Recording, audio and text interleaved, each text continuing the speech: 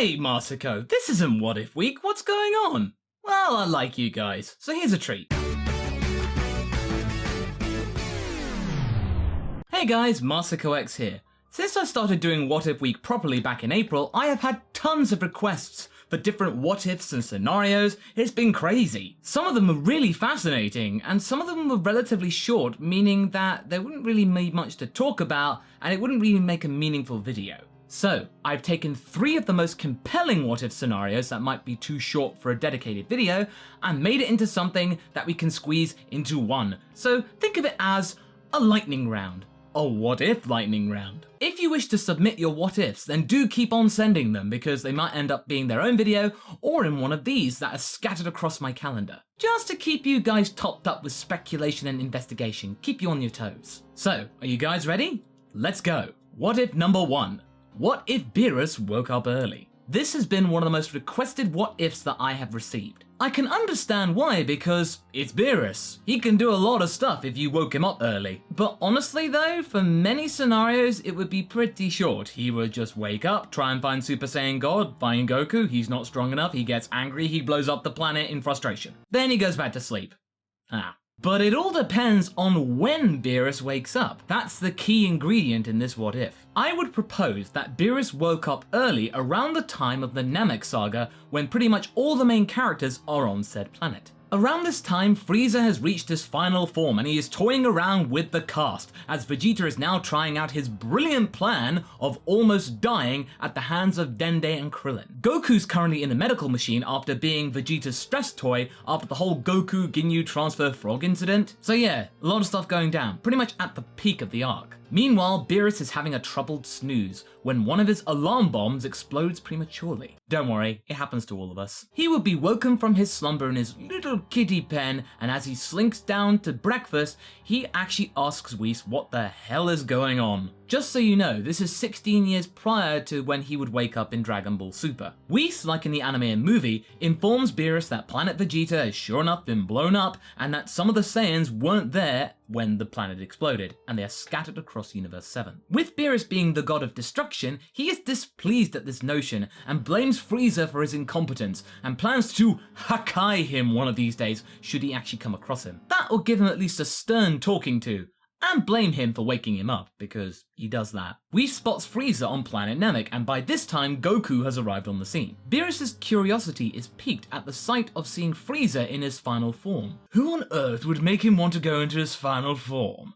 Maybe somebody strong that I can actually end up destroying after having a little bit of fun with. Hey Whis, why don't we go down to Namek and see what's going on? Before I destroy it, of course. They can just watch the fight from the distance. You know, gives him something to do while he's waking up, getting his bearings. Back on Namek, the fight between Goku and Frieza carries on as per normal. Beerus and Whis arrive on Namek and watch the fight, sure enough, from a safe distance. They don't need to be worrying about their energies being picked up by any of the characters, because God Ki cannot be registered by any living mortal. All the while, Beerus is snacking on some popcorn.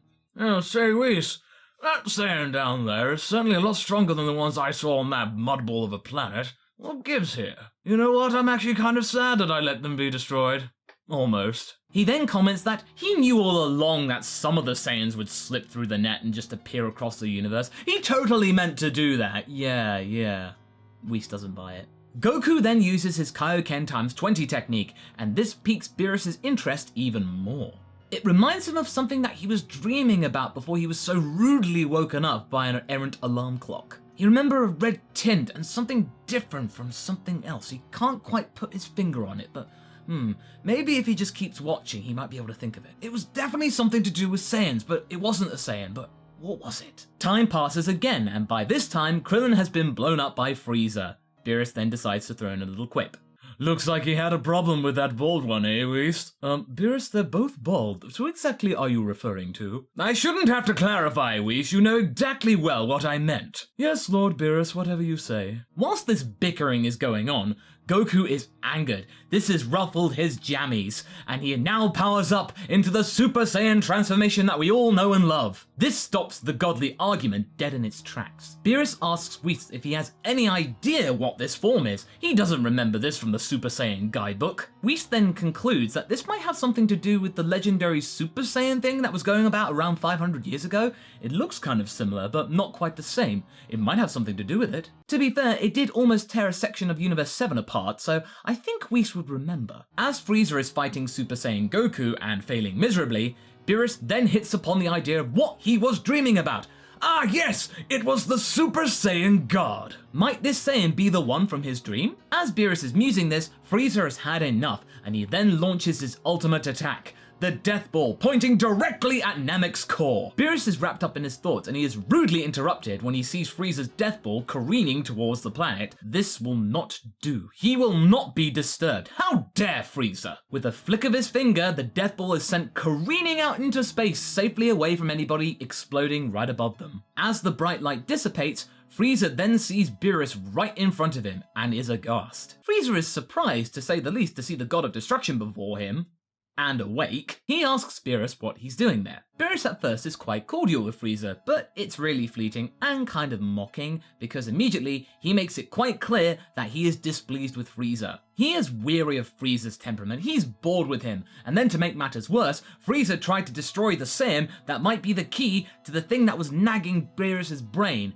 and if he's gonna stop that, then I'm sorry, Beerus is gonna stop him. Frieza looks over to Goku, who is also looking quite puzzled. Goku asks Frieza if he knows Beerus. Beerus turns around and says, frightfully sorry, I will be with you, Saiyan. I've just got to deal with something else over here. Don't worry. I'm just taking care of unfinished business. That business being destroying Frieza, which was something that he was planning on doing anyway. With his trademark move, Beerus wipes Frieza out from the existence that is reality. But as a byproduct, Namek is safe. Beerus turns his attention to Goku and apologizes for his rude interruption. Goku is still trying to get to grips with the whole Super Saiyan transformation, so his emotions right now are not exactly in the best of states. He shouts to Beerus that if he is a friend of Frieza, then he too will pay. Beerus laughs at this cute little threat and asks Goku whether he knows anything about the Super Saiyan God. Understandably, Goku doesn't know a thing about it. He mentions that Vegeta might be a better bet because he knew something about a legendary Super Saiyan, but since he's now currently in a shallow grave on Namek, he's not exactly in the best place to actually talk. Beerus is ticked off and curses Shin, the Supreme Kai, that he's not around to try and fix things. Beerus then asks Goku whether he would like to fight him. Goku, at this point, is quite pumped and also in an emotional state, agrees. King Kai then interrupts Goku's mind, stating that, Goku! This is the God of Destruction, Beerus! He is really strong and not meant to be trifled with! Hey, King Kai, did you say trifle? I like trifle. Okay, he wouldn't have actually said that, but I just thought I'd throw it in there. King Kai warns Goku to not anger Beerus or else he'll destroy not only the planet, but everything else in existence. Goku asks King Kai whether Beerus is actually strong. King Kai replies yes. Oh, that's the only thing that Goku needed to hear. Goku then launches himself at Beerus like a madman. Beerus is caught off guard as sent slamming into a mountain with a little scuff mark on his cheek.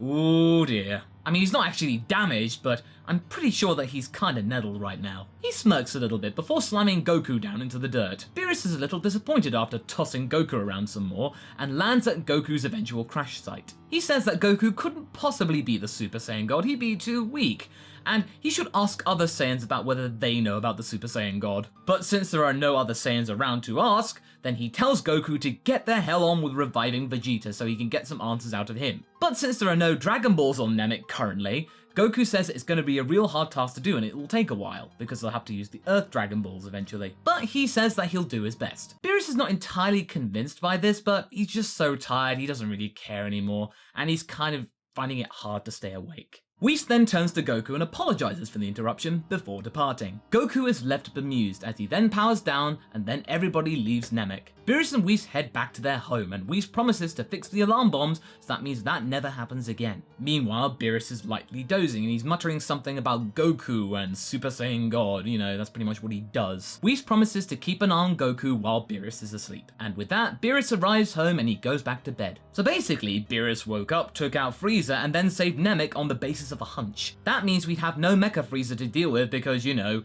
there is no trace left of Frieza. But I think we would still see Beerus around the Battle of Gods Arc when he's supposed to wake up, and we'll just have a bit more of a commonality with Goku and Beerus. There'd be no surprise, oh my god, this is Beerus. That wouldn't happen. But it would mean that King Cold is still somewhere out there. That might be a little bit of a mini arc. Oh well. Next, what if number 2?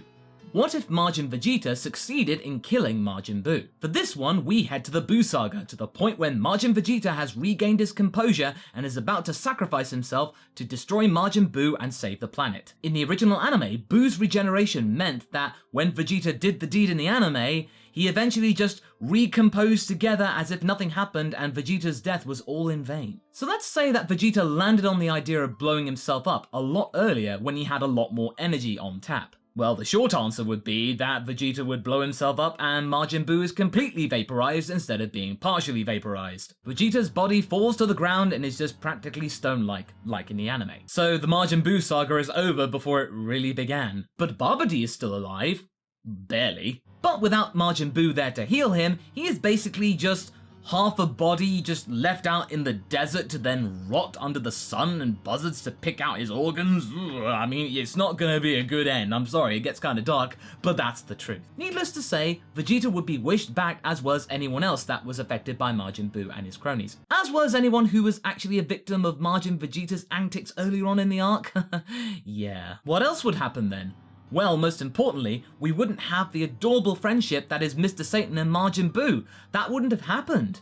And we also wouldn't have had Oob. That's a pretty big deal, which would actually change the end of Dragon Ball Z. Goku wouldn't have had someone to go off and train with for 5 years. But I think this might lead to something else happening, and I think actually even cooler. Goku trains with Pan instead. Pan at the end of Z had exhibited terrific aptitude when it came to fighting, as well as incredible strength for someone so young. Goku would be absolutely amazed by the prospects of his granddaughter. Therefore, he'd focus on training her once the whole Tenkaichi Budokai was done. Who knows, we might have seen Super Saiyan Pan after all. Ooh, that could be fun. Another thing that might have happened would actually be the fact that we wouldn't have had fusion within the confines of the arc. Or at least no urgency to learn it right there and then. I would imagine that Goku would have talked about Metamoran fusion and then introduced it that way during the peacetime, but it would have been a lot more relaxed and there wouldn't have been an urgency to go, oh quick, we gotta learn fusion right now. There'd be plenty of time to learn it before Beerus shows up a few years later. Next! What if number 3? What if Goku and Gohan fused in the Buu Saga? Last one now. Now this one is also quite a popular what if, despite the whole scenario happening similar to what happened with Vegeta. If the fusion between Goku and Gohan was successful, as in Gohan wasn't absorbed by Super Buu, we would have seen the birth of Gokuhan or Gokan via Potara fusion. Instead of Goku getting careless and assuming that now that Buu is weaker because Gotenks separated with inside of him, so his resultant strength was actually less, Gohan would insist that they still fuse together and finish the job. Goku throws the earring over to Gohan and the fusion is successful, unlike the anime. With this power, Gohan would have outclassed Super Buu in this state quite significantly. However, I still believe the whole being absorbed by Super Buu deliberately thing would have applied with Gohan too, because they still need to try and rescue Piccolo, Goten and Trunks within inside of Buu. Now diffused, thanks to the time limit which is imposed with Potara Immortals, Goku and Gohan would remove their earrings and then look for their friends. The difference here being is that we don't see Vegeta's reckless decision to then try and cut out Good Buu, and then that results in Kid Buu that would then result in the destruction of Earth. That wouldn't have happened. Good Buu would have just been left in there. Goku and Gohan would have rescued Goten, Trunks and Piccolo after a little bit of a tussle via a mental image of Super Buu. The margin would then revert to its original state after the whole Good Buu, Evil Buu separation. Goku and Gohan then put the Potara back on and then refuse into Gokan and then finish the job by obliterating Super Buu as their own Super Gokan. With that, the arc would be over and the Earth would be spared from destruction at the hands of Kid Buu. I think we would have actually still seen Good Buu be resurrected, because I would imagine that Satan would have put in a request to include Good Buu in the whole resurrection of anyone else by use of the Dragon Balls. As for Oob though, well, because Kid Buu never existed, we still wouldn't get him in this scenario either. Like in the last scenario, Pan would have taken Oob's place and trained with Goku. So we get a good result at the end of it still. So there we go, just a small selection of popular what ifs to tide you over until the next what if week. This was pretty fun, so be sure to check out any more what if lightning rounds throughout the entire schedule, because I will sprinkle them about, so keep your eye on it. So what do you guys think? Did you like these scenarios and ideas? Do you have your own? Leave a comment below and let's get this discussion going. Anyway, I hope you enjoyed this video. Until the next one, be sure to like and subscribe. Catch you later.